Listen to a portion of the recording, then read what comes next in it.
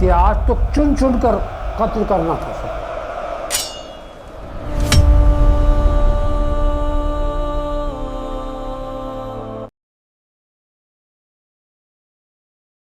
نحمدہ ونصلی علی رسولہ الکریم وعلی آلہ وصحبہ اجمعین وإلی یوم الدین. سامعین اکرام، ناظرین اکرام، النبی کے اس مبارک موقع پر آپ سب کا استقبال ہے، اور اس موقع پر نبی کریم صلی اللہ علیہ وسلم کی سیرت کا تذکرہ لازمی ہو جاتا ہے. اور آج دنیا میں عید میلاد النبی کے موقع پر آپ کا ذکر مبارک بہت کثرت سے ہوگا، ہر جگہ ہوگا. فارسی کا ایک شعر نہیں بلکہ اس کا ایک مصرع ہے: بعضت خدا بزرگ توئی قصہ مختصر. یہ مصرع بہت پاپولر ہوا، اور یہ مصرعے میں شاعر نے آپ صلی اللہ علیہ وسلم کے مقام و مرتبے کو بہت بلندی تک پہنچا دیا.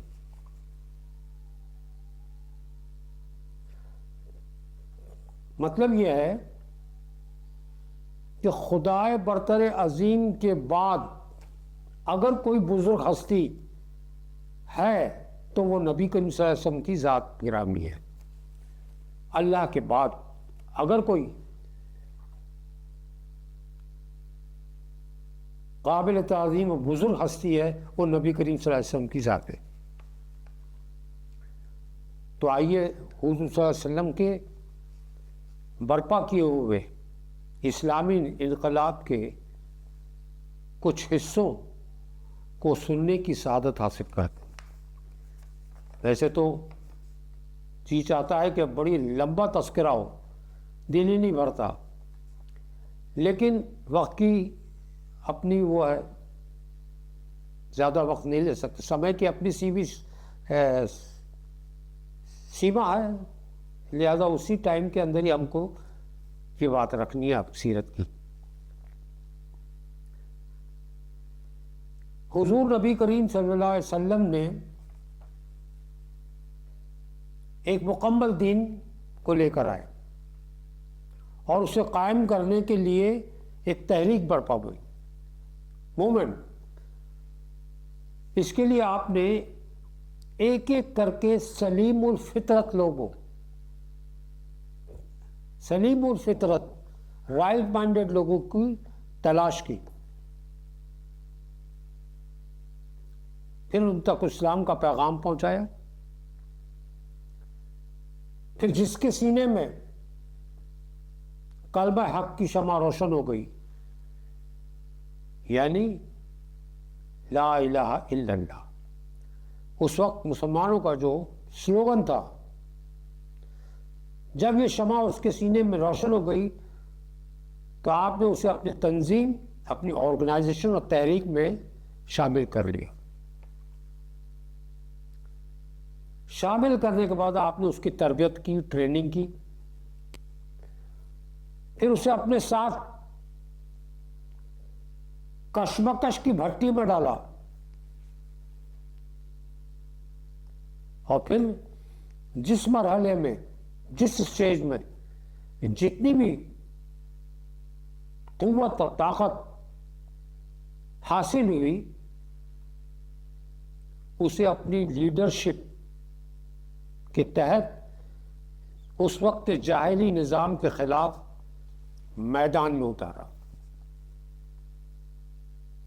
اور وہ میدان فکری میدان تھا، آئیڈیالوجیکل فیلڈ، اور سیاسی میدان، پولیٹیکل فیلڈ. ان دونوں میدانوں کے اندر آپ کو، اور جب آگے چل کر وقت آیا ایسے حال تو جنگ کے میدان میں بھی ان کو اتارا.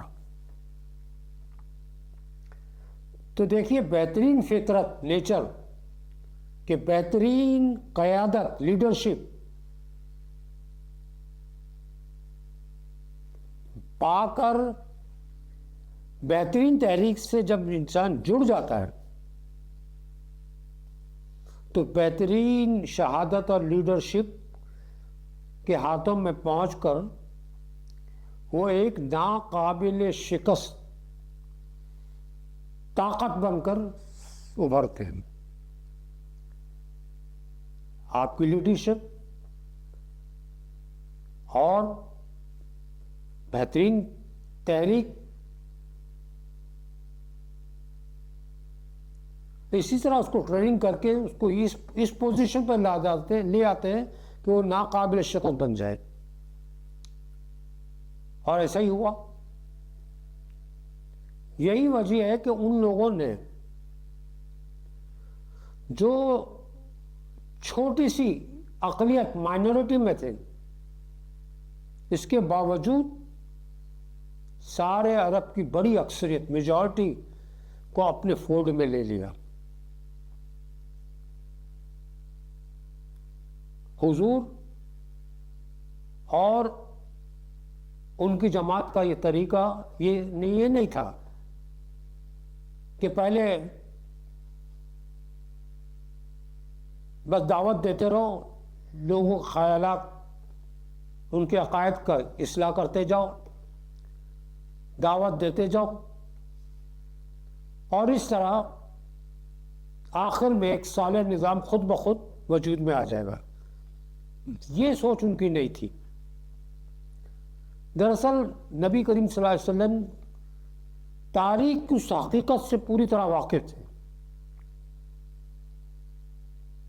کہ عوام کی بھاری اکثریت میجورٹی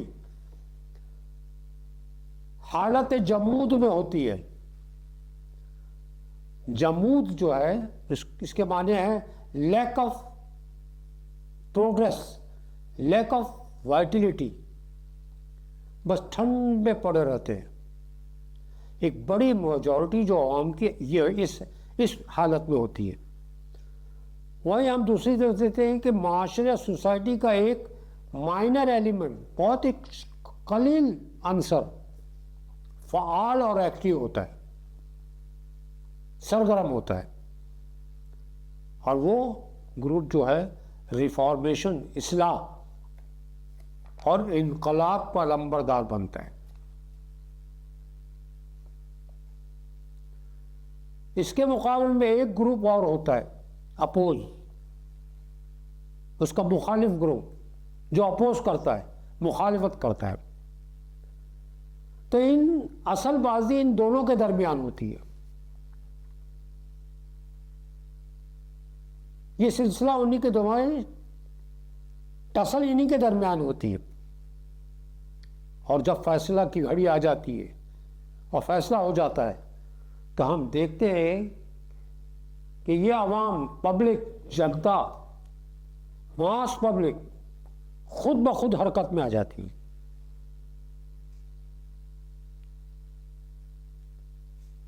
جماعت کے اندر یا نبی کریم صلی اللہ علیہ وسلم کے یہ شعور پوری طرح اجاگر تھا. آپ اچھی طرح جانتے تھے کہ عوام کے راستے میں جب تک فاسد قیادت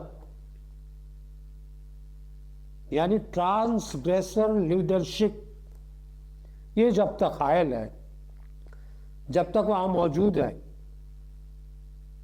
عوام کی زندگی میں بگاڑ دور ہو ہی نہیں سکتا، بلکہ بگاڑ بڑھتا چلا جاتا ہے.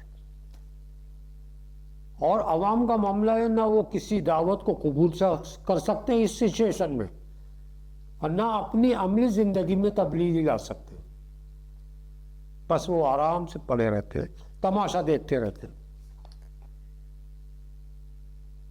اس لیے ہم دیکھیں کہ آپ کی اجتماعی تحریک نے جو کورس آف ایکشن بنایا،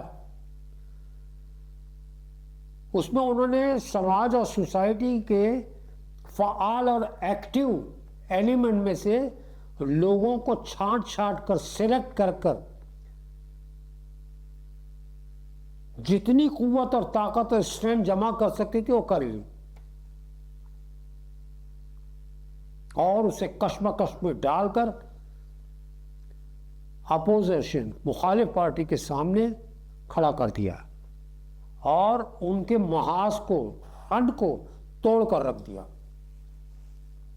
جب وقت آیا ایک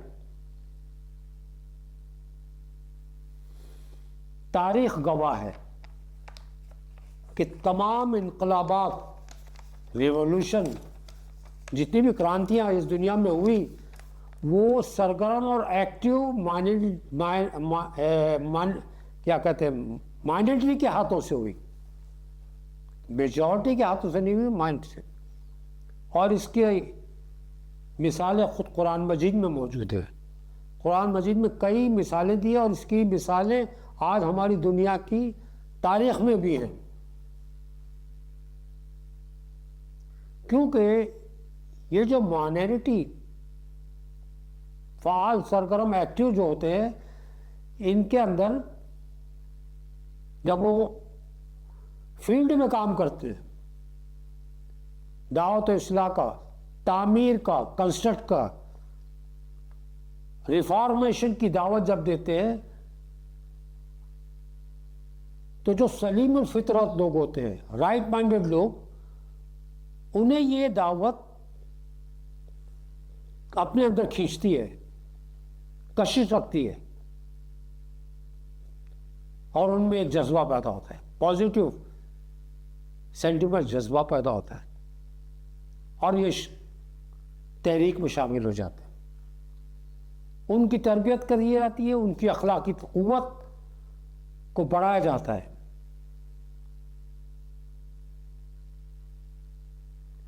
جب وہ پوری طرح سے ٹرینڈ ہو جاتے ہو تب وہ اپوز کرنے والا جو اس کے مخالف اگینسٹ تھا، وہ اپوز کرنے والا جو بڑا اثر رکھتا ہے، رسوخ رکھتا ہے، امپریشن رکھتا ہے، کیا کہتے ہیں، انفلوئنس رکھتا ہے، طاقت، اقتدار، گورنمنٹ، مال و دولت، مین پاور، سب کچھ ہونے کے باوجود ہم یہ دیکھتے ہیں کہ وہ میدان میں شکست کھا جاتا ہے، ہار جاتا ہے. اور جنگ بدر اس کا کلیئر ایویڈنس ہے. آپ جانتے ہیں کہ جنگ بدر میں کیا ہوا تھا؟ مسلمان 313 تھے، جبکہ ان کے دشمن جو مخالفین تھے وہ 1000 سے زائد تھے. تو یہ وہی مائنڈریٹی، قلیل تعداد لیکن ایمان کے جذبے سے سرشار اور اخلاقی قوت کے میں ایک پہاڑ تھے وہ، اور اسی بیس پر انہوں نے ایک بڑی طاقت کو بڑھایا.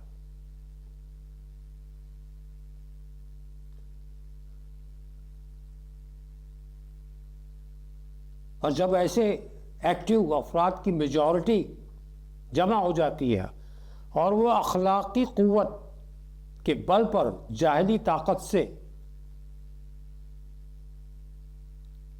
لڑنے کے تیار ہو جاتی ہے، یہی نہیں بلکہ اس کی الائنس پارٹی ہے، جتنے بھی اس کی مدد کرنے والی پارٹیاں ہیں، اس کا مقابلہ کر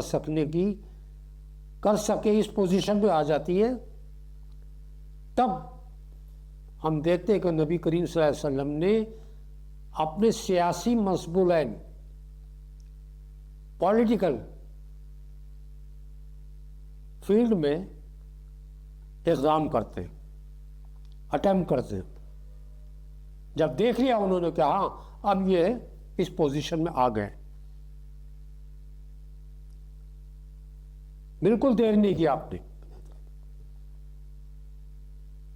اور فتح مکہ جو ہے وہ اسی کا ادھارن ہے.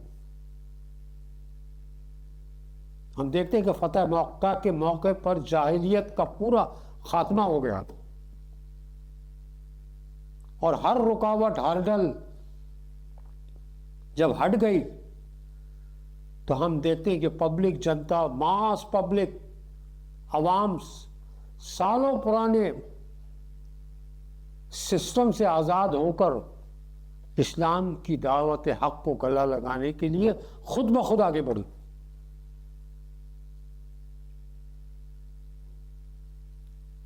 ذرا غور کیجئے، اس عظیم ہستی رحمت للعالمین نے کتنی کوششوں کر کے مدینے کے اندر جتنے بھی قبائل تھے، ٹرائبل، ان سے دوستانہ تعلقات، حلیفانہ تعلقات قائم کیے۔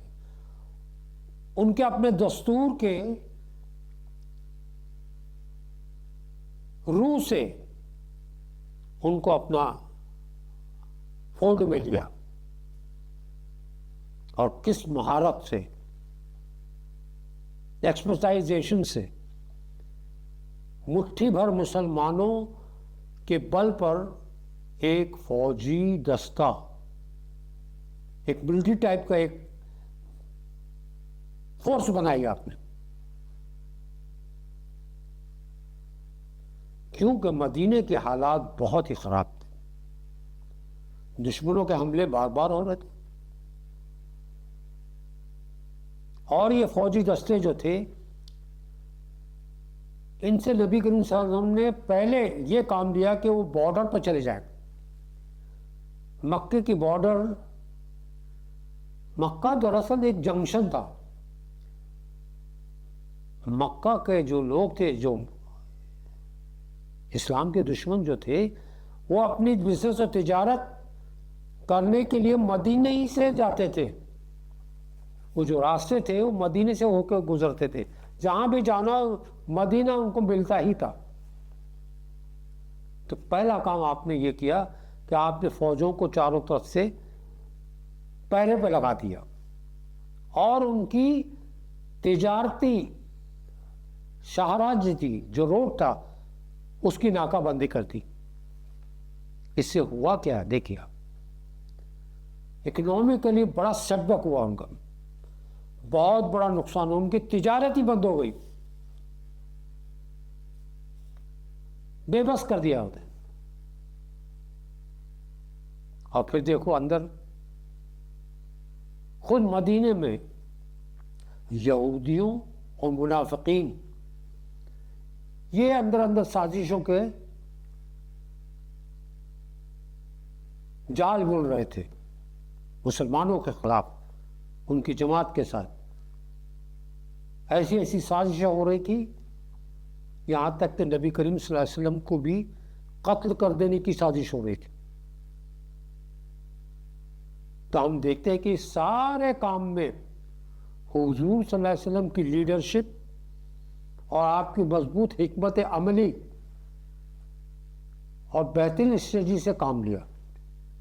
اسٹریٹجی ایسی نہیں جس سے تو پتہ چلا یہ کہ جس طرح آپ کی زندگی ہر معاملے میں اسوہ نمونہ ہے، رول ماڈل ہے، تو اسی طرح پولیٹیکل کشمکش میں آپ کی ذات ہمیشہ نمونہ رہے گی۔ حضور کا کارنامہ یہی ہے کہ آپ نے نیکی کی دعوت دی، نیکی کے غلبے کے لیے، اس کو ڈومیننٹ کرنے کے لیے سٹرگل کیا، اور آخر میں ایک مکمل نظام قائم کر کے دکھا دیا۔ 13 سال مکہ، 10 سال دیتے، اور یہ کارنامہ، یہ کام مذہب کے لمیٹڈ کنسپٹ سے انجام نہیں دیا جا سکتا۔ دراصل یہ دین تھا، ایک تحریک تھی، ایک موومنٹ تھی جس نے یہ بڑے کارنامے کو انجام دیا۔ مذہب کا جو طریقہ ہے وہ اتنے بڑے بڑے کام نہیں انجام دے سکتے۔ یہ تحریک ہے، تحریک فکر ہے، اور ان کے جو ڈٹرمنیشن، عزم ہے، وہ یہ تحریک کے پاس ہوتے، اور آپ نے یہ کیا۔ اب آئیے دیکھیں کہ انسانیت کی شاید سب سے بڑی بدنصیبی یہ رہی ہے کہ جس کسی کو بھی اقتدار اور پاور میں آنے کا موقع ملا ہے، کیسے پاور میں آئے؟ تلوار کے زور پر، یا بغاوت ریوولٹ کر کے تختہ پلٹ کر، یا پھر سازش کے بل پر، یا پھر ڈیموکریٹک پروسیس کے ذریعے الیکشن سے پاور میں آ جاتے ہیں۔ تو یہ وہ لوگ ہوتے ہیں جب ایسے لوگوں کے ہاتھ میں اقتدار آ جاتا ہے، اقتدار کا جب ڈنڈا ان کے ہاتھ میں آ جاتا ہے، تو پھر وہ ظلم و ستم کے ہتھ کنڈے استعمال کرتے ہیں۔ وہ تشدد اور وائلنس، اس کے ذریعے سے انسان کو انسان بنانا چاہتے ہیں، کیونکہ ایسے لوگوں کو سرے سے پتہ ہی نہیں ہوتا کہ انسان کی فطرت اور اس کی نیچر کیا ہے۔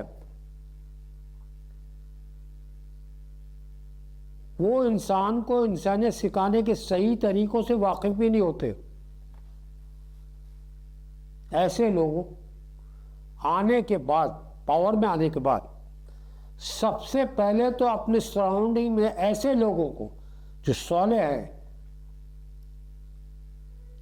عقل مند ہے، اچھے مشورے دینے والے لوگ ہیں، ایسے لوگوں کو بیک ڈور سے واپس کر دے، پیچھے کر دیتے۔ ان کو ایسے لوگوں سے ڈر رہتا ہے کہ کہیں یہ راستے کے رکاوٹ نہ بن جائے۔ جو اچھے برین والے ہوتے ہیں، شعور رکھنے والے، ان کو ہٹا دیتے ہیں۔ اس کے بعد کیا کرتے ہیں؟ کنسلٹیشن اور مشورے، اس کو ختم کر دیتے، کوئی ضرورت نہیں ہے مشورے۔ کرٹیسزم، تنقید، اس کا بھی دروازہ بند کر دیتے۔ بس ہول اینڈ سول وہ خود ہوتے ہیں، یعنی ڈکٹیٹرشپ ہو گئی ہے۔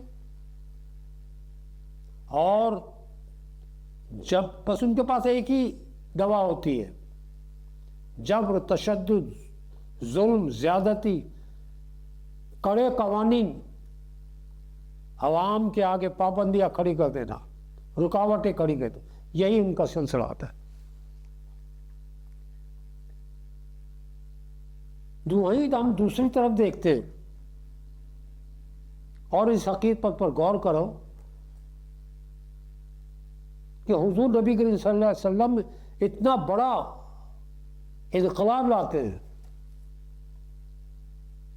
مگر ہم دیکھتے ہیں کہ کوئی تشدد نہیں، کوئی وائلنس نہیں نظر آتا ہے۔ ایک مثال بھی نہیں ملتی کہ آپ نے اپنے 10 سالہ زندگی میں یہ کوئی وائلنس یا تشدد کیا ہوا یا کوئی کڑے قانون بنائے ہوں گے۔ مدینہ جو تھا اس وقت 10 سال سنگین ایمرجنسی کے دور سے گزرا تھا۔ ہر وقت دشمنوں کے حملوں کا خطرہ، بارڈر پہ جھڑپیں، دن اور رات میں چین نہیں، ہر طرف سے کوئی یہاں سے سر اٹھا رہا ہے، کوئی وہاں سے سر اٹھا رہا ہے۔ مسلمانوں کے فوجی دستے راتوں کو پہرا دیتے تھے۔ حالات اتنے نازک ہو گئے، اس کو کنٹرول کرنا بڑا مشکل ہو گیا تھا۔ تو یہ تو تھا مدینے کے ایکسٹرنل سب معاملات تھے، انٹرنل معاملہ اس سے بھی بڑا خراب تھا۔ یہود اور منافقین کی سازش، یہ اندر اندر سازشیں کر رہے تھے ہم تو ایسا کہ کسی طرح حضور صلی اللہ علیہ وسلم کی اس جماعت کو، اس تحریک کو آگے بڑھنے سے روک دے، اس کا خاتمہ کر دیں۔ لیکن ہم دیکھتے ہیں اتنی بڑی ایمرجنسی کے ہونے کے باوجود بھی حضور نبی صلی اللہ علیہ وسلم نے ظلم و زیادتی کا طریقہ اختیار نہیں کیا۔ دیکھتے ہیں کہ کوئی ایسا آرڈیننس لاگو نہیں کیا، کوئی ایسے سخت قانون لگائے نہیں، کسی کو نظر بند نہیں کیا کسی کو انڈر ارسٹ نہیں کیا، لوگوں کو جیلوں میں جیلوں میں نہیں بند کر دیا، اور کسی سے بھی اختلاف کرنا اور تنقید کرنے کا حق برقرار رکھا، کسی پہ پابندی نہیں لگائی۔ حالانکہ اس وقت سچویشن ایسی تھی کہ آپ چاہتے تو سب ایسا کر سکتے تھے، لیکن آپ نے نہیں لیا۔ دراصل حضور جو تھے وہ انسانیت سے بڑی گہری محبت رکھتے تھے۔ اس کا اندازہ ہم اس واقعے سے کر سکتے ہیں۔ وہی مکہ جس کے رہواسی و باشندے لوگ نبی کریم صلی اللہ علیہ وسلم کے خلاف سالوں تک ظلم و زیادتی کرتے رہے، اور مدینے میں بھی جنگیں کرتے رہے۔ مکے میں تو تھے ہی، مدینے میں بھی چین نہیں دیا انہوں نے۔ سخت دشمن تھے آپ کے، خون کے پیاسے۔ اس دوران جب مکے میں قحط پڑتا ہے، کال پڑ جاتا ہے، سوکھا، لوگ بھوک سے مرنے لگتے ہیں، بہت بری حالات ہو جاتے ہیں۔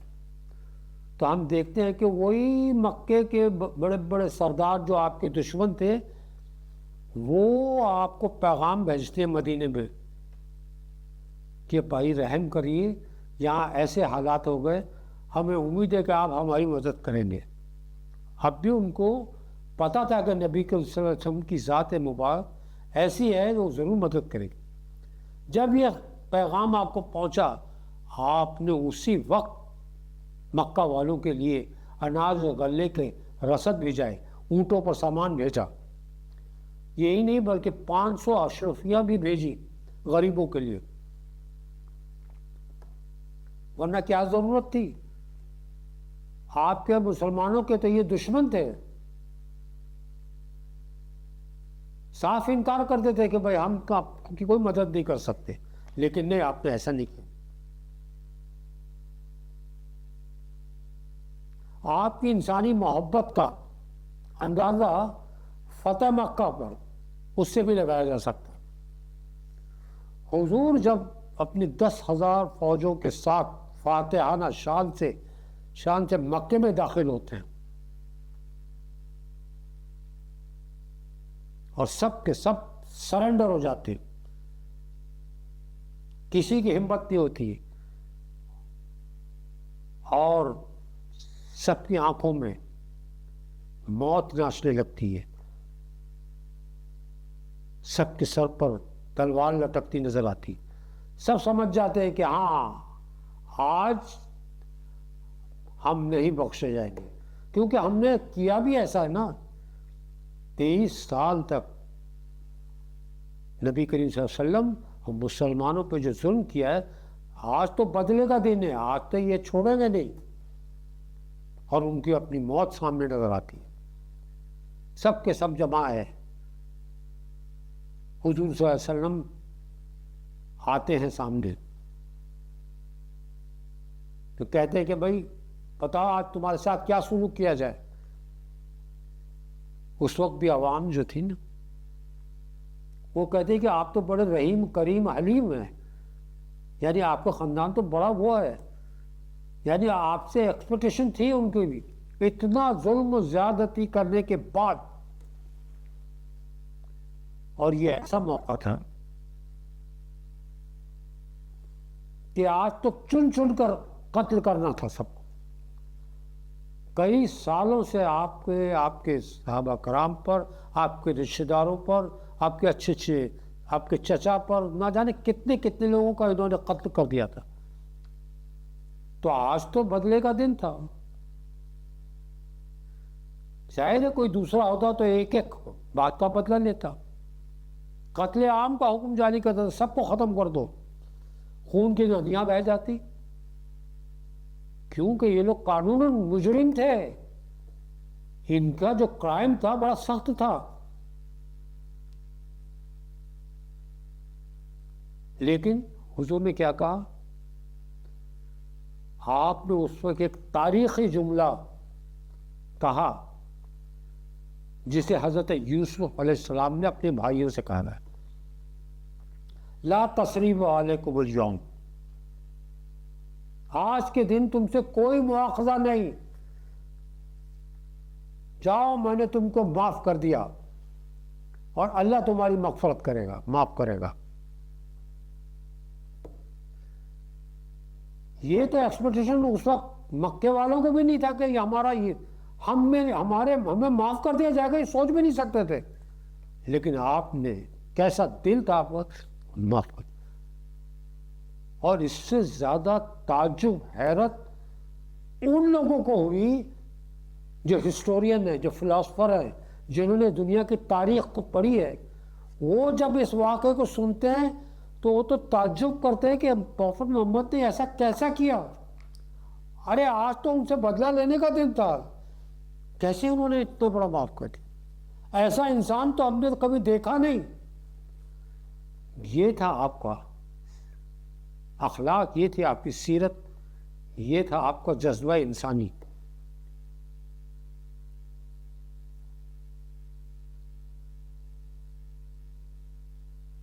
دراصل حضور صلی اللہ علیہ وسلم پر یہ حقیقت روشن تھی کہ جو انقلاب انتقام لینے پر آ جاتا ہے تو وہ اپنے آپ اپنی موت مر جاتا ہے، اور جو انقلاب عفو درگزر، پارڈننگ، اوور لکنگ، اس سے کام لیتا ہے، جیسے کہ مکے میں کیا آپ نے، وہ دشمنوں کو بھی اپنا بنا لیتا ہے۔ اور دیکھیے آپ کیا ہوا، فتح مکے کے بعد یہ جتنے بھی دشمن تھے سب کے سب اسلام کو قبول کر دیتے، یہی نہیں بلکہ تمام آل اوور دا عرب قبائل کے قبائل چلے آ رہے ہیں، ادھر سے ادھر سے جھنڈ لگی ہوئی ہے، سب کے سب اسلام لائے۔ یہ ہے وہ اخلاق قوت کا نصیب، اور یہ تھی آپ کی انسانی محبت کا نتیجہ کہ کسی کو دعوت دینے کے لیے اور اسلام قبول کرنے کے لیے بولنا ہی نہیں پڑا، وہ خود کے خود چلے آئے۔ تو یہ تھا آپ کی برپا ہوئی تحریک کی کامیابی کا راز۔ اللہ تعالیٰ سے دعا اللہ تعالیٰ ہمیں نبی کریم صلی اللہ علیہ وسلم کی سیرت سے فائدہ اٹھانے اور سب کا موقع عطا فرمائے۔ وآخر دعوانا الحمدللہ رب العالمین۔